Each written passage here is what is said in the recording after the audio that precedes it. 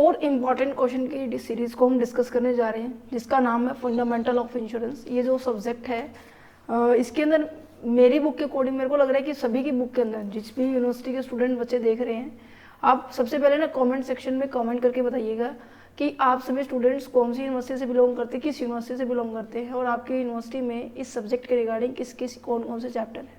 ठीक है। सो जो मेरे पास जो बुक है वो क्या है, मृदुल गोयल की है और आलोक गोयल की है, डॉक्टर आलोक। ठीक है। इसके अंदर आपके 6 चैप्टर्स है। 6 चैप्टर कौन कौन से हैं? सबसे पहले इंट्रोडक्शन बताता है, इंश्योरेंस होता क्या है। ठीक है। इसके जो प्रिंसिपल्स है उनको बताता है। अच्छा, इंश्योरेंस कितने टाइप के हैं? जनरल है, एक आपका लाइफ इंश्योरेंस है, इसके बारे में बताया। फिर नेक्स्ट चैप्टर आपका इन्हीं के ऊपर आ जाता है कि तो लाइफ इंश्योरेंस के ऊपर आएगा, लाइफ इंश्योरेंस क्या है। देन नेक्स्ट चैप्टर आपका फायर इंश्योरेंस के ऊपर है। देन उसके बाद मैरिन इंश्योरेंस है। Then accident and motor insurance है। देन उसके बाद आपका इंश्योरेंस इंटरमीडिएटरीज है, जिसके अंदर हम एजेंट्स के बारे में बात करेंगे। राइट। अच्छा, सो ये जो चैप्टर, ये जो सिलेबस है आप देख पा रहे हो, इसके अंदर केवल 6 चैप्टर्स है। ठीक है। और जो क्वेश्चन आते हैं आपके 9 क्वेश्चंस आते हैं। ठीक है। सो ऑब्वियस है, देखो ये जो ना लॉजिक है थोड़ा सा कि जो जितना ज़्यादा कंटेंट होगा ना उसमें से जो क्वेश्चंस आएंगे ना वहाँ पे सिलेक्टेड चैप्टर्स हो जाते हैं। जैसे कि हमने मैनेजमेंट अकाउंटिंग में पढ़ा, यहाँ पे आपके 14 चैप्टर से 14 में से 9 चैप्टर ऐसे थे जो बहुत बहुत ज़्यादा इंपॉर्टेंट होने वाले हैं। सो कहीं ना कहीं बहुत सारे बच्चों ने हमें रिस्पांस भी दिया कि मैम 4 से 5 क्वेश्चंस आपकी इस प्लेलिस्ट, ये जो आपने क्वेश्चंस प्रोवाइड किए हुए थे यहाँ से एज इट इज़ आए हुए थे। सो अच्छा लगता है जब आप भी रिस्पॉन्स करते, कहीं ना कहीं एक मोटिवेशन मिलता है। अच्छा, अगर नहीं भी आते तो भी आप इस आपके एग्जाम को पक्का कंडक्ट करके आते, ये मेरे को पक्का पता था। क्यों? रीज़न क्यों है? क्योंकि यहाँ से क्वेश्चन देखो, चैप्टर्स आपके है ही 14, बट क्वेश्चंस कैसे दिए हुए, मैंने क्वेश्चंस को मोल्ड करके लिखा हुआ है कि हाँ इस तरीके से भी क्वेश्चन आ सकते हैं, इस तरीके से भी क्वेश्चन आ सकते हैं। है चैप्टर सेम, बट क्वेश्चंस की जो मॉडिफिकेशन है मैंने उसको एक्सप्लेन किया था कि क्वेश्चन इस तरीके से आ सकते हैं। कुछ इस तरीके से हम आज फंडामेंटल ऑफ इंश्योरेंस को भी डिस्कस करेंगे।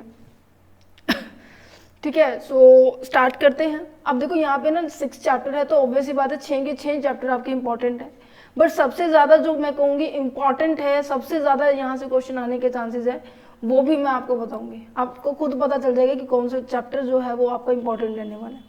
अच्छा, यहाँ इस क्वेश्चन सीरीज को स्टार्ट करने से पहले कुछ एक पॉइंट्स है। इन केस आपकी बुक के अंदर आपके जो अगर डिफरेंट चैप्टर्स, इन 6 के अलावा कोई मान ले 3-4 चैप्टर और है, ठीक है, जैसे मैंने कहा कि जैसे कि एक्सीडेंट का अलग हो सकता है, मोटर का अलग हो सकता है। ठीक है। मैरिन इंश्योरेंस के अंदर काफ़ी सारे टाइप्स आते हैं, जैसे कि कार्गो इंश्योरेंस होता है, मॉर्गेज जिनको इंश्योरेंस होता है उसकी पॉलिसी अलग होती है, ये सब अलग अलग हो सकते हैं। सो आपको ध्यान रखना है, एक तो इनकी जो किसी भी इंश्योरेंस है उसकी प्रोसेस आप अच्छे से करके जाएंगे।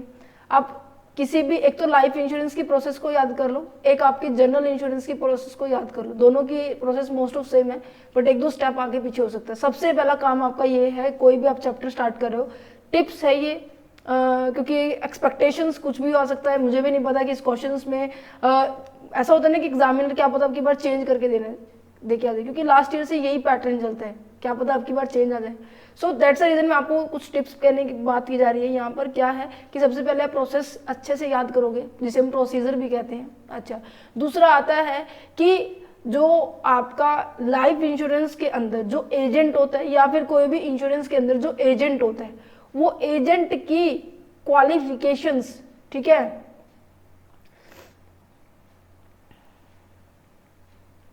क्वालिफिकेशन भी इम्पॉर्टेंट है। क्वालिफिकेशन क्या है? अगर वो क्वालिफिकेशन कंप्लीट नहीं कर पा रहा तो ऑब्वियस ही बात है वो कैंसिल हो जाएगा। राइट, कैंसिल हो जाएगा। सो यहाँ पे क्वालिफिकेशन एंड कैंसिलेशन, और इसी तरह से बेनिफिशियरी होता है, नॉमिनेशंस का पॉइंट आता है, ठीक है, एंडोरमेंट का पॉइंट आता है। वहाँ पर राइट एंड ड्यूटी, जैसे कि हमने स्टॉक मार्केट वाले चैप्टर में भी किया था कि कोई भी अथॉरिटी, जैसे इनकम टैक्स में आएगा चैप्टर इनकम टैक्स अथॉरिटी के अंदर, वहाँ पे राइट ड्यूटी ऑब्लिगेशन किसकी, अथॉरिटी के, ये बहुत ज़्यादा इंपॉर्टेंट है। तो यहाँ पे इंश्योरेंस वाले चैप्टर्स के अंदर, इंश्योरेंस वाले सब्जेक्ट के अंदर इस पर्टिकुलर पर्सन की राइट ड्यूटी क्या रहने वाली है, अगर आपको क्लेम लेना है तो किस प्रोसेस से गुजरना पड़ेगा, क्या इवेंट हैपन होना चाहिए, ये सभी चीज़ों के बारे में आपसे जनरल क्वेश्चन पूछा जा सकता है। अच्छा, एक यहाँ पे स्टेटमेंट बेस्ड ज़्यादा आपको क्वेश्चन मिलेंगे। स्टेटमेंट दैट मीन्स आपको एक इवेंट दे दिया जाएगा कि आप कार से जा रहे थे, आपका एक्सीडेंट हो गया है, आपकी जो कार का इंश्योरेंस तो था बट आपका इंश्योरेंस नहीं था, तो आपको किस में बेनिफिट मिलेगा? आपका तो मिलेगा नहीं। अब कार का जिसका इंश्योरेंस करवाया वो उसी की तो आपको बेनिफिट मिलेगा। सो यहाँ पे इन चीज़ों के बारे में क्वेश्चंस इस तरीके से क्वेश्चन आएंगे। अच्छा, तो अब ये मत पूछना कि मैम ये क्वेश्चंस जो है किस यूनिवर्सिटीज़ के लिए, देखो मैंने सभी यूनिवर्सिटीज़ के, इवन मैं कह रही हूँ कि आपका अगर चैप्टर एक्सटेंडेड है, ज़्यादा है, सो क्वेश्चन यही ऐसे बनकर आ सकते हैं। ओके, हाँ दूसरी बात, और पेपर होने के बाद जैसे लास्ट इसमें किया था आपने, कमेंट सेक्शंस बिल्कुल फिल हो जाना चाहिए, ठीक है, आपका रिस्पॉन्स आना चाहिए कि मैम पेपर कैसा हुआ, पेपर अच्छा हुआ, बुरा भी हो सकता है, अच्छा भी, दोनों एस्पेक्ट लेके चल सकते हैं हम, ठीक है। सो उम्मीद करेंगे, भगवान से दुआ करेंगे हम आपके लिए, पूरी टीम आपके साथ है कि आपका जैसे मैनेजमेंट अकाउंटिंग का पेपर अच्छा हुआ तो आप फंडामेंटल ऑफ इंश्योरेंस का भी पेपर आपका अच्छा ही होना चाहिए, ठीक है। सो चलो, सबसे पहले क्या लिखा हुआ है, माइक्रो इंश्योरेंस, एक छोटा सा कंसेप्ट है ये। माइक्रो इंश्योरेंस क्या होता है ये आपको एक्सप्लेन करना है। What is a kind of the burglary insurance policy, burglary insurance policy क्या होती है उसके बारे में बताना है। What do you mean by the risk, risk से आप क्या समझते हैं, ठीक है। Explain the function of the insurance. अगर किसी के यहाँ पे ना ये कंसेप्ट नहीं है ना, बुक में नहीं मिल रहा, तो ऑब्वियस ही बात है आपका ये चैप्टर नहीं मिलेगा, ठीक है। मैं तभी कह रही हूँ कहीं किसी यूनिवर्सिटीज़ के अंदर ये ना, क्योंकि मैं सभी यूनिवर्सिटीज़ को कॉमन लेके इंपॉर्टेंट क्वेश्चन की सीरीज आपको प्रोवाइड कर रही हूँ। अच्छा, नेक्स्ट हो जाता है define the life insurance. Life insurance क्या है, this is a very very very very important chapter है ये आपका। पोर्ट पॉलिसी क्या है, ये मैरिज इंश्योरेंस में मिलेगा आपको, ठीक है। वैल्यू पॉलिसी क्या है, किसी पर्टिकुलर कंसेप्ट वो कमोडिटीज की वैल्यू के बारे में बात की जा रही है। What is a national aspect of the importance of the insurance. Insurance के अंदर जो आपका फर्स्ट चैप्टर है ना, उसके अंदर आपको ना ऑब्जेक्टिव मिलेंगे। ऑब्जेक्टिव के अंदर ये ना थोड़ा बहुत हमने किया भी हुआ है, बहुत ज़्यादा नहीं किया हुआ ये चैप्टर सिलेबस हमने, बट नेक्स्ट टाइम हम पक्का इसको जरूर कंप्लीट करेंगे। इसके अंदर ऑब्जेक्टिव दिए हुए जैसे कि इंडिविजुअल ऑब्जेक्टिव है, इकोनॉमिक्स ऑब्जेक्टिव है, सोशल ऑब्जेक्टिव है एंड नेशनल एस्पेक्ट्स के रिगार्डिंग ऑब्जेक्टिव है। तो यहाँ पे चैप्टर नंबर फर्स्ट से क्वेश्चन आपसे पूछा गया है, ठीक है। अच्छा, name the difference type of the revival of the life insurance policy. Life insurance policies के डिफरेंट टाइप्स के बारे में बताना है कि कैसे हम इसके अंदर क्या कर सकते हैं, इनटू भी एंटर हो सकते हैं। State the scope of the fire insurance, fire insurance के स्कोप बता रखे हैं। State the voyage and the cargo policy, voyage and the cargo policy, ये आपका मैरिन इंश्योरेंस वाले चैप्टर से है। Who is the ombudsman, ombudsman का मतलब क्या होता है कि जो मेन लीडर होता है ना उसको बोला जाता है, ठीक है। Assignment of the policy warranty, warranties के रिगार्डिंग बात की जा रही है। What is the payment of the claim discussed, payment कैसे की जाती है, क्लेम एक्चुअली में होता क्या है, ठीक है, कितना आपको क्लेम मिलेगा, इसको रिसीव करने के लिए जो प्रोसेस है वो आपके लिए इंपॉर्टेंट है। हल इंश्योरेंस आपसे पूछा गया है, this what do you mean by the insured, insured से क्या आप समझते हो। अब देखो इंश्योरेंस वाले जब चैप्टर स्टार्ट करोगे ना, फर्स्ट चैप्टर में ही आपको 2 से 3 से 4 पार्टी मिलेगी। पहली पार्टी तो वही है जिसको इंश्योरेंस करवाना है, ठीक है, उसे हम क्या कहते हैं, इंश्योरर कहते हैं। जो इंश्योरेंस करता है, जो रिस्क रिसीव करता है इस पर्टिकुलर पर्सन का, तो उसे कहेंगे इंश्योर्ड। दैट मीन्स ये कहीं ना कहीं है कि कंपनी के बारे में बात की जा रही है, ओके। अच्छा, ये तो हो गया आपके शॉर्ट क्वेश्चन, कुछ इस तरीके से आ सकते हैं। अच्छा, लॉन्ग क्वेश्चंस मैंने चैप्टर्स वाइज डिस्कस किए हुए हैं। अब देखो चैप्टर के अंदर बहुत सारे टॉपिक है और सबसे ज़्यादा टॉपिक आपके हैं लाइफ इंश्योरेंस वाले चैप्टर में और आपके इंटरमीडिएट इस वाले में। सबसे पहले 6 चैप्टर क्यों लिखा, क्योंकि यहाँ से कंफर्म है एक क्वेश्चन तो आएगा ही आएगा, चाहे वो स्टेटमेंट बेस पे आए, चाहे वो एजेंट के ऊपर क्वेश्चन आएगा। यहाँ से कहने का मतलब टोटली आप एजेंट के रिगार्डिंग जितनी भी बातें हैं, एजेंट बनने के लिए क्या चाहिए, एजेंट को क्या रूल रेगुलेशन मानने हैं, that means code of conduct की बात की जा रही है, ठीक है। एजेंट को अगर लाइसेंस चाहिए तो लाइसेंस कैसे मिलेगा, एजेंट को अगर लाइसेंस कैंसिल करवाना है तो कैसे होगा, ठीक है। तो कहने का मतलब सारा का सारा काम इसमें एजेंट से पूछा जाएगा, ठीक है। यहाँ पे क्या लिखा हुआ है, give the code of conduct for the insurance agent. यहाँ से ना छोटा क्वेश्चन भी बन सकता है ये इन क्वेश्चंस में से, अब बड़ा तो यहाँ पे इस तरीके से बन सकता है, ठीक है। What are the qualification of becoming the corporate agent, corporate agent बनने के लिए क्या क्वालिफिकेशन चाहिए। अच्छा, इसको एक और तरीके से क्वेश्चन ऐसे बनकर आ सकता है सेम ही क्वेश्चन बट बनकर आना अलग बात है। क्या कहते हैं कि define the insurance agent, insurance agent क्या होता है। अच्छा, state the procedure of the becoming the insurance agent, agent बनने के लिए क्या प्रोसेस को फॉलो करना पड़ेगा, ठीक है। दैट मीन्स रिक्वायरमेंट की बात की जा रही है। अच्छा, define the term agent and explain the who can and how one individual can become a insurance agent. यहाँ से एक सेकंड क्वेश्चन फिर स्टार्ट हो रहा है कि एजेंट की टर्म बतानी है और कैसे कोई पर्सन एक एजेंट बन सकता है। अच्छा, साथ में नेक्स्ट क्वेश्चन ये इस तरीके से बन सकता है एक ही क्वेश्चन बट बनने क्वेश्चन आने का तरीका कुछ भी हो सकता है बच्चे, ठीक है। एक्सप्लेन, सो मैं आपको थोड़ा सा इंटरफेस दिखा रही हूँ, अगर एग्जाम में इस तरीके से क्वेश्चन आ जाता है तो आपको यही चीजें लिखनी है, ठीक है। Also describe the guidelines rule regarding the cancellation of the license and the termination of the agent appointment।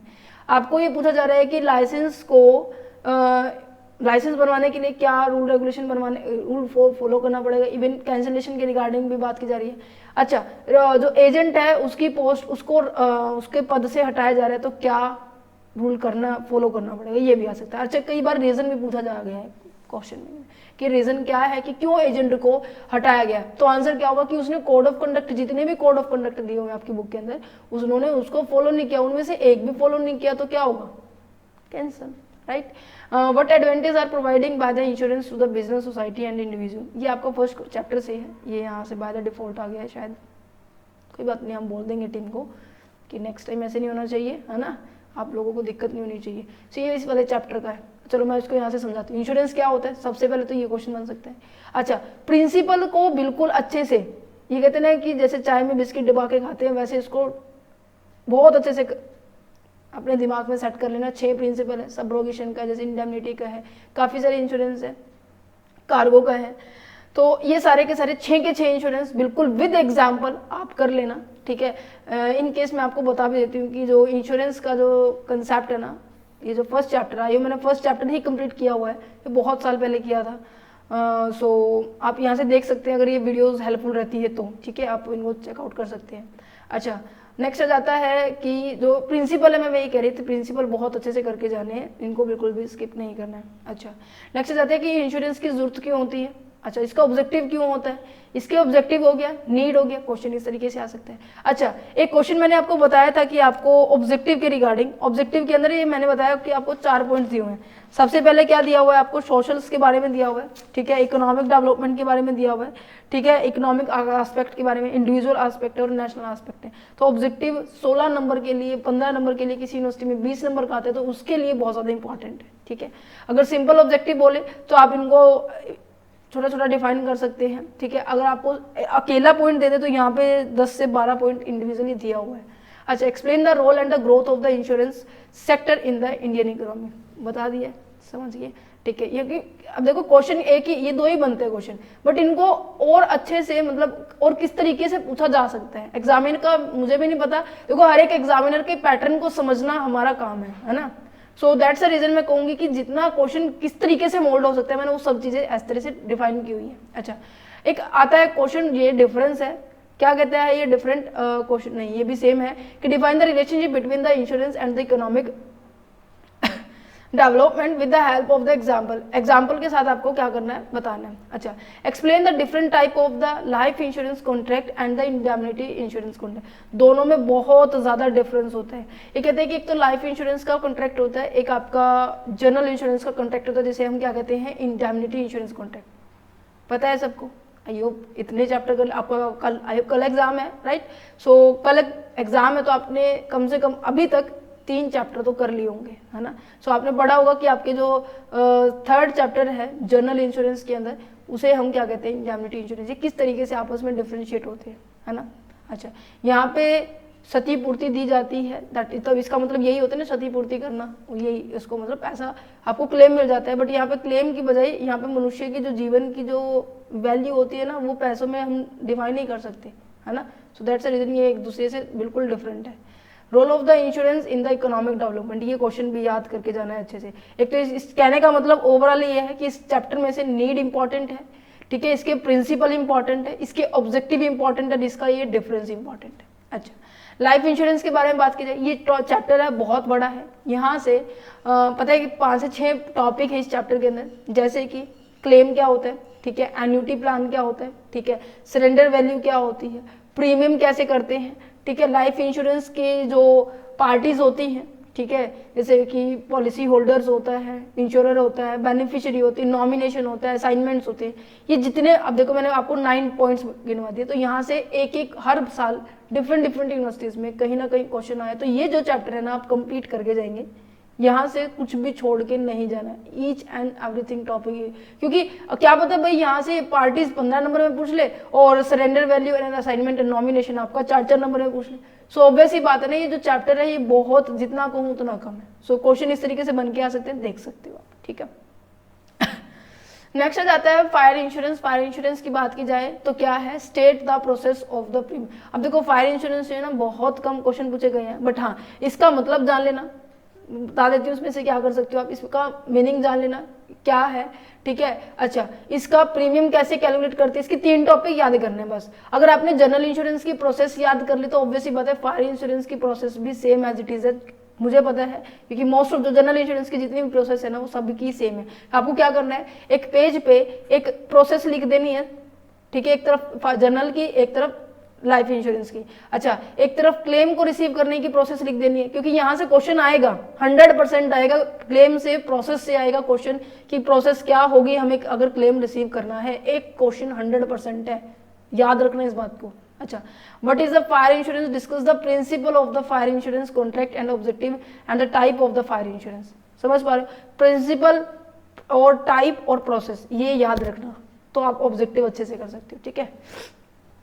Next आ जाता है मैरीन इंश्योरेंस। क्या है मैरीन इंश्योरेंस? होता है समुद्री जहाजों के अंदर जो सामान लोड होके जाता है ना, तो उस टाइम हम क्या करते हैं, इंश्योरेंस करवाते हैं, क्योंकि बहुत ज़्यादा, सबसे ज़्यादा रिस्क वहीं पे होते हैं, क्योंकि हम हैवी क्वांटिटी के अंदर वहाँ पे ऐसे सामान इधर से उधर लेके जाते हैं ना, तो दैट्स द रीजन। तो यहाँ पे देखो, what do understand by the marine law, marine का क्या लॉ है, समुद्री जो कानून है वो क्या है, और क्या प्रोसेस रहने वाला है, प्रोसीजर रहने वाला है two of the claim of the total loss. अगर अभी ऑब्वियस ही बात है समुद्री जहाज के अंदर, ठीक है, आपका सामान करोड़ों रुपए का है, अरबों रुपए का है, ठीक है, वहाँ पे ये तो नहीं फायर ब्रिगेड जाएगी और आप उस पर ऐसे पानी का बुछार करोगे, ऐसा तो नहीं होगा ना। सो वहाँ पर मोस्ट ऑफ ये होता है कि हम पूरे सामान का ही विद वेसल, विद जहाज हम क्या कराते हैं, इंश्योरेंस करवाते हैं। अच्छा, what do you mean by the marine insurance, also explain the claim settlement procedure in case of the marine insurance. यहाँ पे क्लेम के रिगार्डिंग सबसे ज्यादा क्वेश्चन पूछे जाएंगे, ठीक है, आपको कोई स्टेटमेंट दे दी जाएगी। अच्छा, explain the condition of the marine insurance policy. एक पर्टिकुलर पॉलिसी लेने, देखो कंडीशन आ रही है ना, बार बार आ रही है, प्रोसीजर आ रहा है, बार बार आ रहा है, क्लेम सेटलमेंट आ रहा है, बार बार आ रहा है। अच्छा, नेक्स्ट जाता है टाइप। टाइप बिल्कुल अच्छे से करके जाने।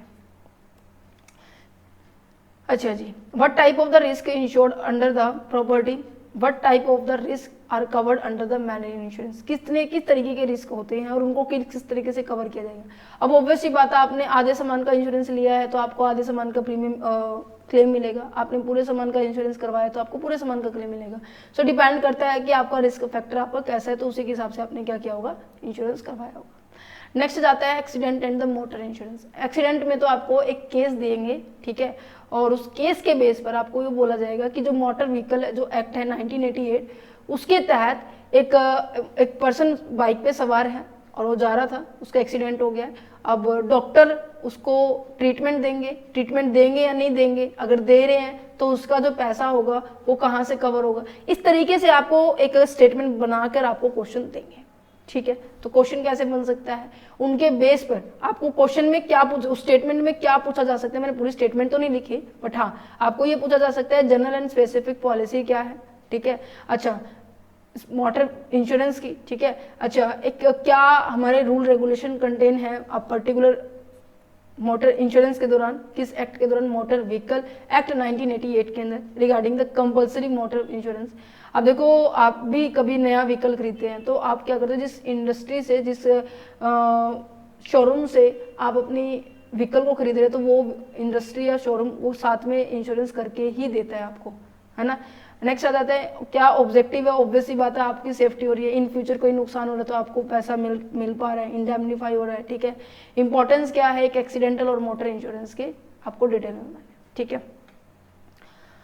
अच्छा जी, यहाँ पर अच्छा एक और क्वेश्चन है, explain the main features of the motor insurance policy in India, what are the document required. देखो डॉक्यूमेंट क्या, अब मैं आपको इन शॉर्ट में कह रही हूँ, आपके जनरल इंश्योरेंस के जितने भी डॉक्यूमेंट आपको चाहिए वो सब पे सेम रहने वाले हैं।